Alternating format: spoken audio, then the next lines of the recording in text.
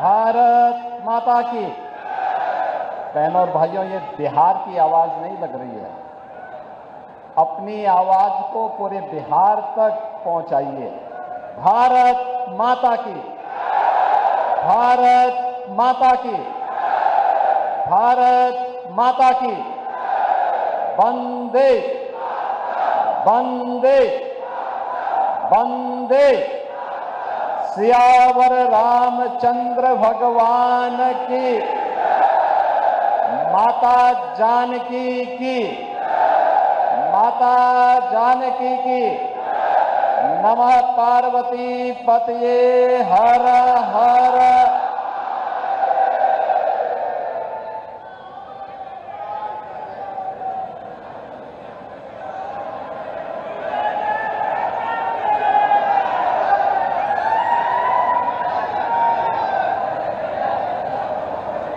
संसद में लंबे समय तक हम लोगों के सहयोगी के रूप में जिन्होंने इस दानापुर क्षेत्र का प्रतिनिधित्व भी किया और विकास में भी योगदान दिया, ऐसे लोकप्रिय नेता पूर्व केंद्रीय मंत्री श्री राम कृपाल यादव जी के नामांकन कार्यक्रम में आज मुझे आप सबके बीच में आप सबसे संवाद करने का सौभाग्य प्राप्त हो रहा है। इस अवसर पर मंच पर उपस्थित भारतीय जनता पार्टी के बहुत वरिष्ठ नेता पूर्व राज्यपाल सम्मान्य श्री गंगा प्रसाद चौरसिया जी, फुलवारी विधानसभा क्षेत्र से प्रत्याशी श्री श्याम रजक जी, बिहार सरकार के मंत्री श्री जनक राम जी, राजस्थान के वरिष्ठ नेता सम्मान्य श्री राजेंद्र सिंह राठौर जी, दिल्ली विधानसभा के माननीय सदस्य श्री अनिल शर्मा जी,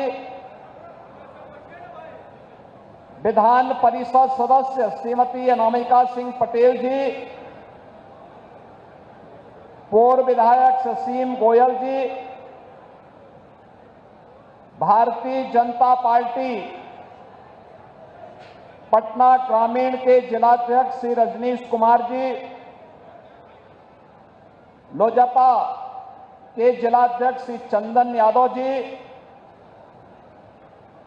जदयू के जिलाध्यक्ष श्री आसिफ आलम जी, आरएलएम के जिलाध्यक्ष श्री राजेंद्र कुशवाहा जी, विधानसभा के प्रभारी श्री श्रीराम शर्मा जी, महामंत्री पवन तिवारी जी और इस कार्यक्रम का संचालन कर रहे सेतुल कुमार जी, आज के इस नामांकन कार्यक्रम में उपस्थित हजारों की संख्या में दानापुर विधानसभा क्षेत्र से जुड़े हुए एनडीए के हमारे सभी पदाधिकारी, कार्यकर्ता, बहनों और भाइयों, मैं सबसे पहले बिहार की इस पावन धरा को, जिस पावन भूमि को मां जानकी की पावन भूमि के रूप में, भगवान बुद्ध की ज्ञान भूमि के रूप में, भगवान महावीर की जन्मभूमि के रूप में,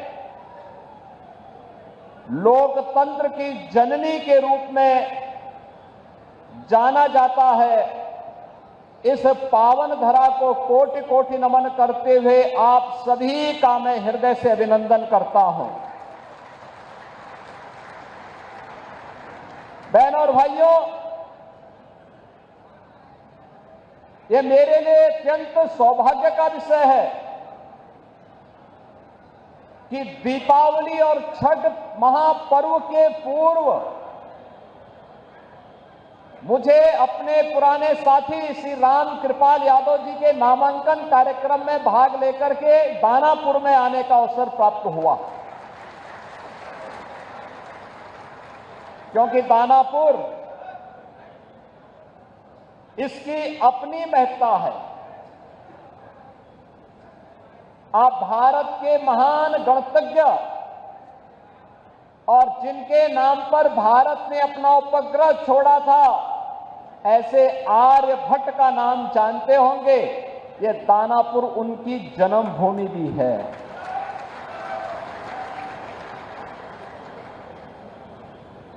याद रखना, आचार्य कौटिल्य, चंद्रगुप्त मौर्य और अशोक महान जैसे महाप्रतापी राष्ट्र शिल्पियों को देने वाला हमारा यह बिहार और गुरु गोविंद सिंह जी महाराज की पावन जन्मभूमि के रूप में भी हमारा यही बिहार और यही क्षेत्र जाना जाता है। गुरु गोविंद सिंह जी ने कहा था कि देहु सिवावर मोही है, शुभ कर्मन ते कबहू न टरो।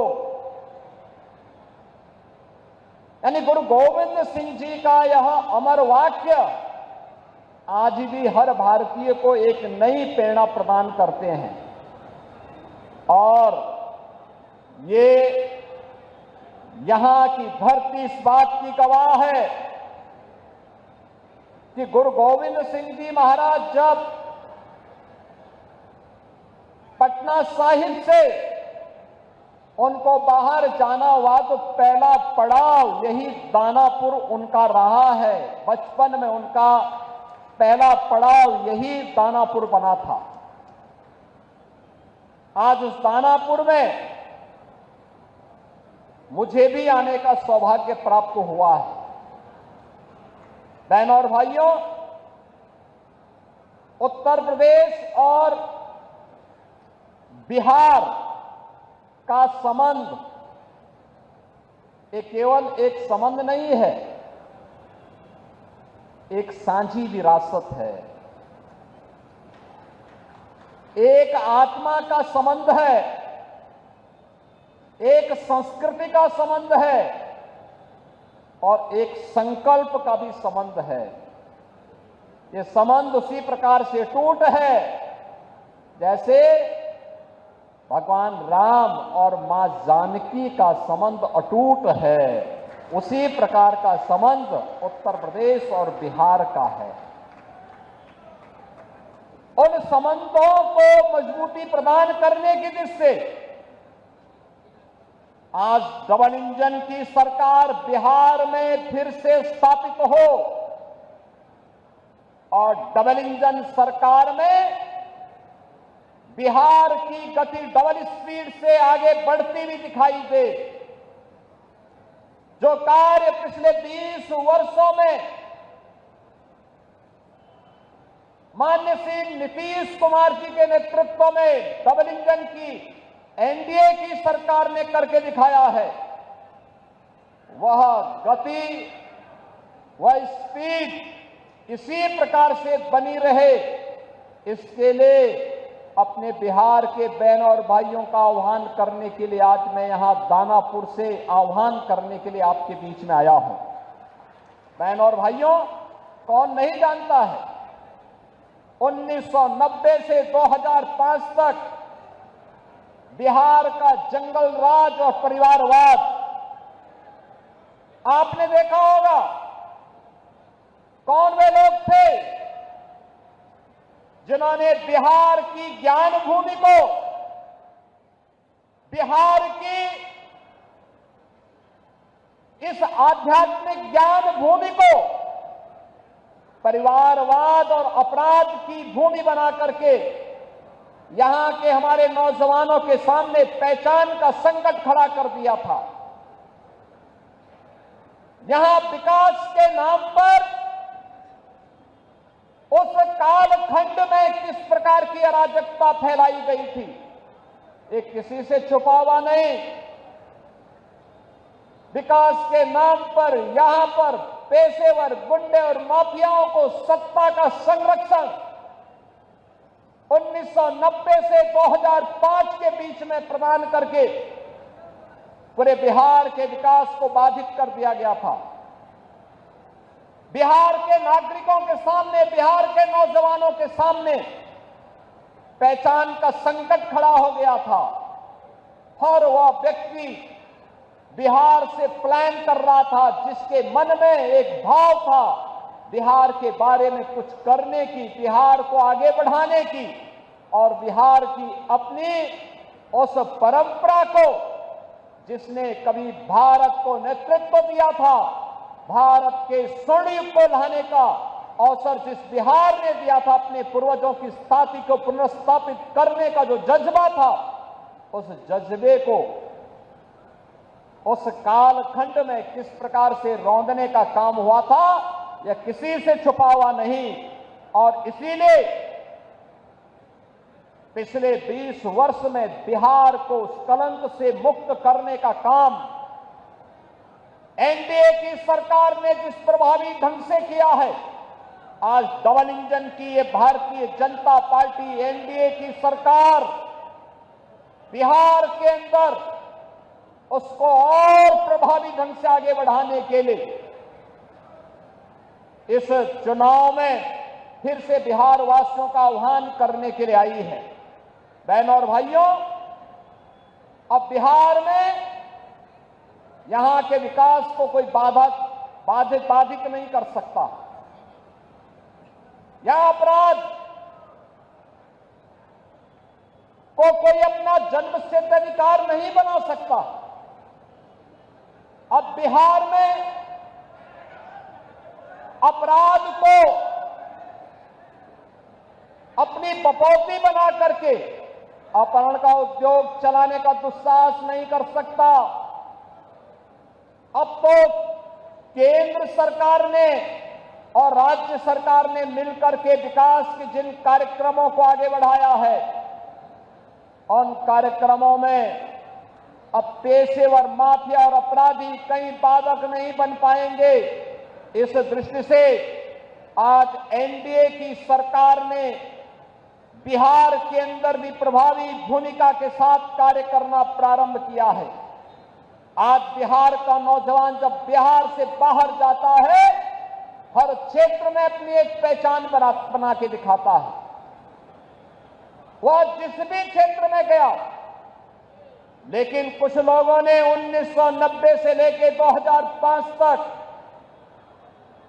बिहार के नौजवानों की प्रतिभा को कुंद करने का काम किया था, बिहार के सामने पहचान का संकट खड़ा किया था और बिहार इसकी दंश को लंबे समय तक झेलने के लिए मजबूर हुआ था। एक से एक बड़े घोटाले यहां पर हुए थे। जो पैसा यहां के विकास में खर्च होता, नौजवानों के रोजगार पे खर्च होता, बाढ़ जैसी समस्याओं का समाधान करने के लिए, दियरा के ब्रिजेस के निर्माण के लिए, अमृत योजना में जनता को नगरीय क्षेत्र में बुनियादी सुविधा देने के लिए, हर घर नल के माध्यम से शुद्ध पेयजल की आपूर्ति करने में खर्च होता, वह पैसा यहां पर चारा घोटाले जैसे महा घोटालों में खर्च होकर के बिहार के नागरिकों के सामने पहचान के एक संकट को खड़ा कर दिया गया था। अब पहचान का संकट एनडीए की सरकार ने बिहार से समाप्त किया है। आज बिहार का नौजवान हर एक क्षेत्र में अपनी पहचान के साथ आगे बढ़ रहा है। आज बिहार में आधुनिक इंफ्रास्ट्रक्चर दिखाई दे रहा है। अब बिहार में विकास की इस दौड़ में बिहार की इस नई प्रतिस्पर्धा को बाधित करने के लिए फिर से आरजेडी और कांग्रेस में और उनके सहयोगी दलों में, इंडी गठबंधन में फिर से एक उन्होंने शरारत शुरू की है। और वह शरारत शुरू की है विकास बनाम बुर्के का। जब भी बिहार विकास के बारे में चर्चा कर रहा है, जब बिहार के नौजवानों के मुंह पे विकास की चर्चा है, जब विकास की प्रतिभा को लेकर के बिहार का नौजवान आगे बढ़ना चाहता है, तब यहां पर बुर्के को लेकर के कांग्रेस ने, आरजेडी ने नई बहस को आगे बढ़ाने का कुत्सित प्रयास किया है। आप मुझे बताइए, क्या इनको फर्जी पोलिंग करने का अधिकार दिया जाना चाहिए? क्या यहां पर विदेशी घुसपैठियों को आकर के बिहार के गरीबों का, बिहार के दलितों का, बिहार के नागरिकों के अधिकार पर क्या उन्हें डकैती डालने की छूट देनी चाहिए? बहनों और भाइयों, आरजेडी और कांग्रेस फर्जी पोलिंग करवाने की इस अपनी कुत्सित चेष्टा को और जो एक पारदर्शी और स्वच्छ चुनाव प्रक्रिया के तहत हर मतदाता को अपनी पहचान देनी है और पहचान पत्र दिखा करके ही वह मतदान में भागीदार बन सकता है। जब इसको आगे बढ़ाने की कार्रवाई के साथ एनडीए की सरकार उसका समर्थन कर रही है, एनडीए के सभी दल उसका समर्थन कर रहे हैं, लेकिन कांग्रेस, आरजेडी और उनके सहयोगी दल कहते हैं नहीं, फर्जी पोलिंग होनी चाहिए। ये तो बिहार के लोगों के हकों पर डकैती करने जैसा है, डकैती डालने जैसा है। ये लोकतंत्र के लिए एक चुनौती है। और यही कहने के लिए आज मैं आपसे कहने के लिए आया हूं कि बहनों और भाइयों, बिहार के नागरिकों को, बिहार के नौजवानों को, बिहार के दलितों को, बिहार के वंचितों को, बिहार के नागरिकों को उनके अधिकार से मजबूती के साथ, उस अधिकार में किसी को भी डकैती डालने का अवसर नहीं मिलना चाहिए। यह दिखाने के लिए आज जब चुनाव आयोग मजबूती के साथ आगे बढ़ा है, तब ये लोग दुष्प्रचार का सहारा ले रहे हैं। आप मुझे बताइए, आप दुनिया के अंदर कहीं जाएंगे, आपको अपनी पहचान दिखानी पड़ती है ना।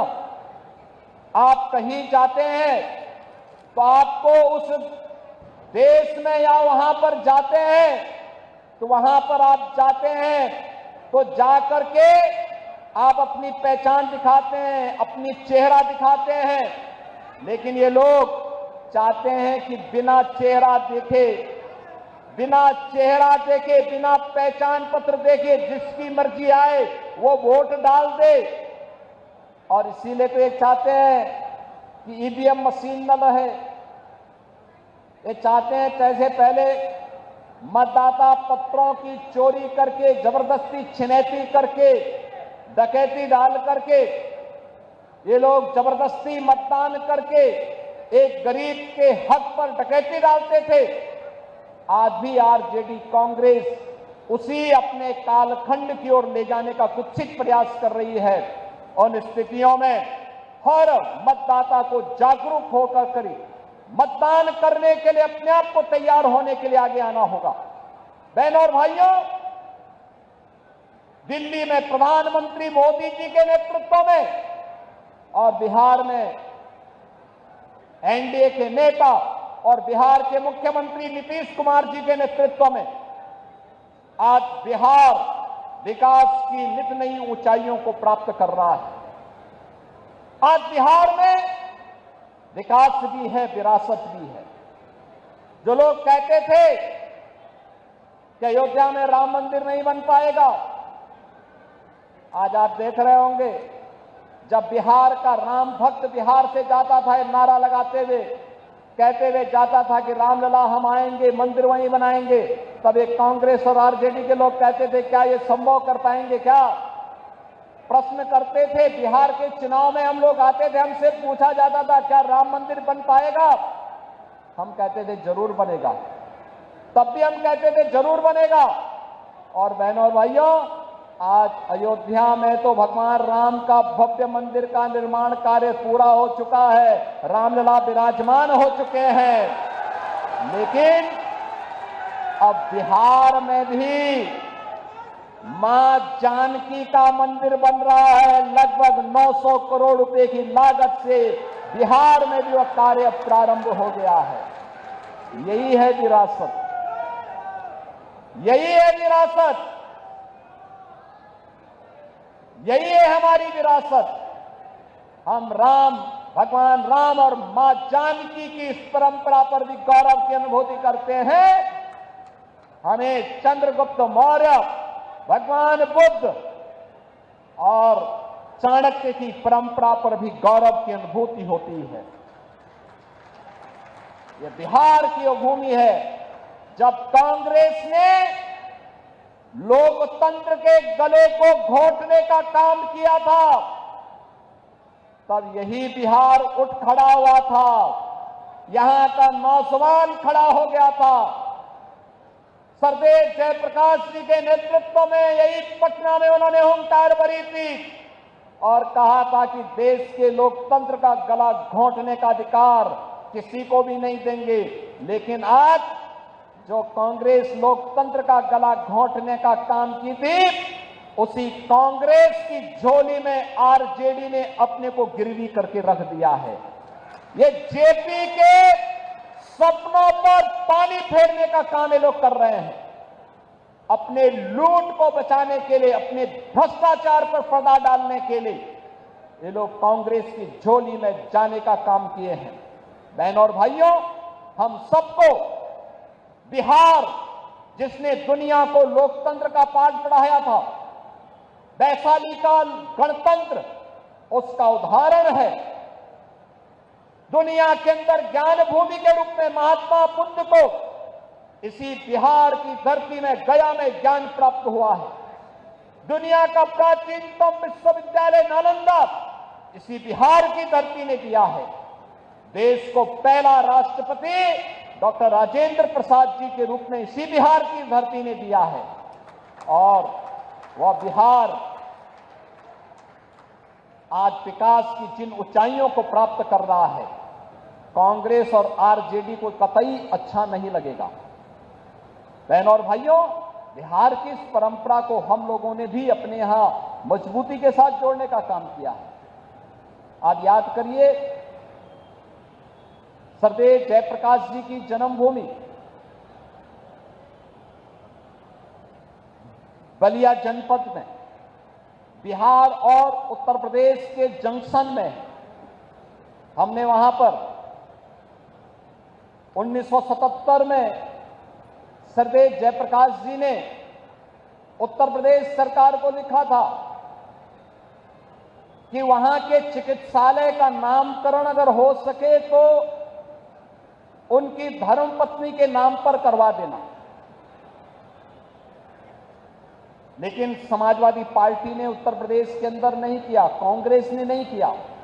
लेकिन जब उत्तर प्रदेश में हमारी सरकार आई, उत्तर प्रदेश में डबल इंजन की भाजपा की सरकार आई, हमने सबसे पहला काम किया, जयप्रकाश जी की जन्मभूमि में बने हुए चिकित्सालय को भव्य स्वरूप देकर के उनकी धर्मपत्नी के नाम पर उस चिकित्सालय का नामकरण किया है। उनकी जन्मभूमि को बेहतरीन कनेक्टिविटी के साथ जोड़ा है। सरदेव जयप्रकाश जी का भव्य स्मारक बनाया है। हमें प्रयागराज की धरती पर पहला, यानी उत्तर प्रदेश का नेशनल लॉ यूनिवर्सिटी बनानी थी। लोगों ने कहा किस नाम से बनेगा? मैंने कहा देश के पहले राष्ट्रपति डॉक्टर राजेंद्र प्रसाद जी के नाम पर बनेगा।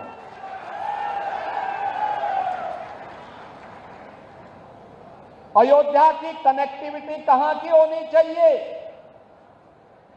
हमने कहा पहली कनेक्टिविटी उत्तर प्रदेश की अयोध्या की सीतामढ़ी के लिए होनी चाहिए और हम लोगों ने उसको राम जानकी मार्ग के रूप में, उसे 4 लेन के रूप में हम लोग उसको मजबूती के साथ आगे बढ़ाने का काम कर रहे हैं।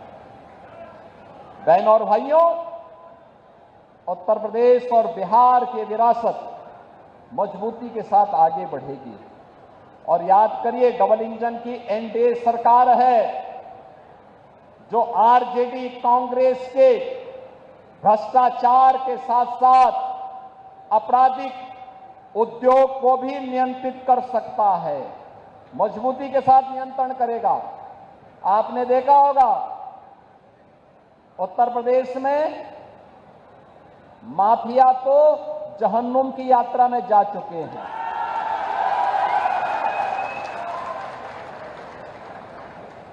उत्तर प्रदेश में बड़े बड़े जो दुर्दांत अपराधी पहले अपने आप को छाती ठोक करके अपहरण उद्योग में लिप्त थे,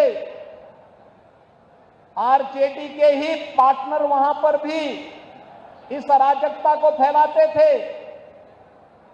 आज उनकी क्या दुर्गति हो रही है। और हम लोगों ने तो इनकी प्रॉपर्टी को भी जब्त करके गरीबों के लिए आवास बनाने प्रारंभ कर दिए। सबके आवास, हर गरीब को आवास। मोदी जी प्रधानमंत्री आवास दे रहे हैं। देश के अंदर उन्होंने करोड़ों लोगों को आवास दिया, 4 करोड़ लोगों को आवास दे दिया। ये काम कांग्रेस भी तो कर सकती थी। 12 करोड़ गरीबों के घर में शौचालय बना दिए। 10 करोड़ से भी गरीबों को उज्ज्वला योजना के कनेक्शन दे दिए। 50 करोड़ गरीबों को आयुष्मान भारत की 5 लाख रुपए की स्वास्थ्य बीमा का प्रतिवर्ष सुविधा उपलब्ध करवाई जा रही है। देश के अंदर 80 करोड़ गरीबों को कोविड कालखंड से लेकर के लगातार 29 तक फ्री में राशन की सुविधा का लाभ दिया जा रहा है। बहनों और भाइयों, ये काम कांग्रेस भी कर सकती थी, लेकिन गरीब कल्याण न कांग्रेस के एजेंडे में था, न आरजेडी के एजेंडे में। इनके एजेंडे में तो परिवार कल्याण था, स्वयं का परिवार का कल्याण हो। इनके एजेंडे में कांग्रेस का भी परिवार का कल्याण था और आरजेडी के भी एजेंडे में वही परिवार कल्याण था। एनडीए ने पूरे भारत को और बिहार के अंदर पूरे बिहार को ही अपना परिवार मान करके बिना भेदभाव की योजनाओं का लाभ दिया। और इसीलिए जब प्रधानमंत्री मोदी जी दिल्ली से बड़े बड़े इंफ्रास्ट्रक्चर दे रहे हैं, आज बिहार की पहचान बन रही है। बिहार में नए नए विश्वविद्यालय बन रहे हैं। बिहार में मेट्रो जैसी आधुनिक पब्लिक ट्रांसपोर्ट की सुविधा प्राप्त हो रही है। इनलैंड वाटरवे की सुविधा आ रही है। नए एयरपोर्ट बन रहे हैं। नौजवानों के लिए नौकरी और रोजगार की नई नई संभावनाएं आगे बढ़ रही हैं। उन स्थितियों में विकास की आभा समाप्त नहीं होने देनी है। दीपावली में जैसे हर घर में एक जगमगाहट होती है, छठ के पर्व में एक महा उत्सव जैसा माहौल होता है, ऐसे लोकतंत्र की धरती पर लोकतंत्र का कमल इसी प्रकार से खिलता हुआ दिखना चाहिए कि एक तरफ बिहार विकास करेगा और दूसरी तरफ एनडीए की सरकार मजबूती के साथ यहां के गांव के लिए, गरीब के लिए, किसान के लिए, नौजवान के लिए, महिलाओं के लिए और समाज के प्रत्येक तबके के उत्थान के लिए इन कार्यक्रमों को मजबूती के साथ आगे बढ़ाती रहेगी। इस विश्वास के साथ आज मैं आप सबके साथ आया हूं जुड़ने के लिए। चुनाव के दौरान बहुत यहां पर आने का अवसर प्राप्त होगा, लेकिन मैं आप सबको इस बात के लिए आह्वान करने के लिए आया हूं। ये बिहार में चुनाव प्रचार की शुरुआत है और ये मुझे अच्छा लगा कि मुझे अपने पुराने साथी श्री रामकृपाल यादव जी के ही नामांकन में पहले कार्यक्रम में भाग लेने का अवसर प्राप्त हुआ है। हम लोग संसद में काफी पुराने रहे हैं, एक साथ काम करते रहे और मजबूती के साथ बिहार की आवाज को मजबूती प्रदान करते रहे हैं। हमें बिहार में फिर से उस राम राज्य के अवधारणा को चरितार्थ करना है, जिसको लेकर के यहां स्वर्ण यानी देश का स्वर्ण युग यही बिहार ने प्रदान किया था। बिहार ने आज से 2000 वर्ष पहले हम फिर से बिहार को वहां लेकर के जाएंगे और इसके लिए एनडीए सरकार आवश्यक है।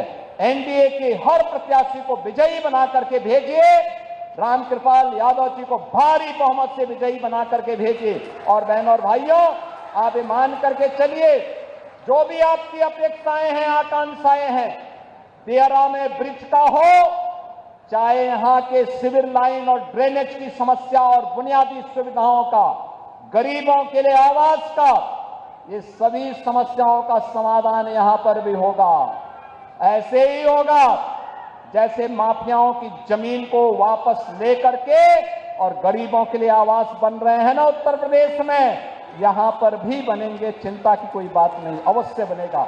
इन्हीं शब्दों के साथ मैं श्री रामकृपाल यादव जी को जीत की अग्रिम बधाई देता हूं। आप सभी को दीपावली और महाछठ की भी हृदय से शुभकामनाएं देता हूं।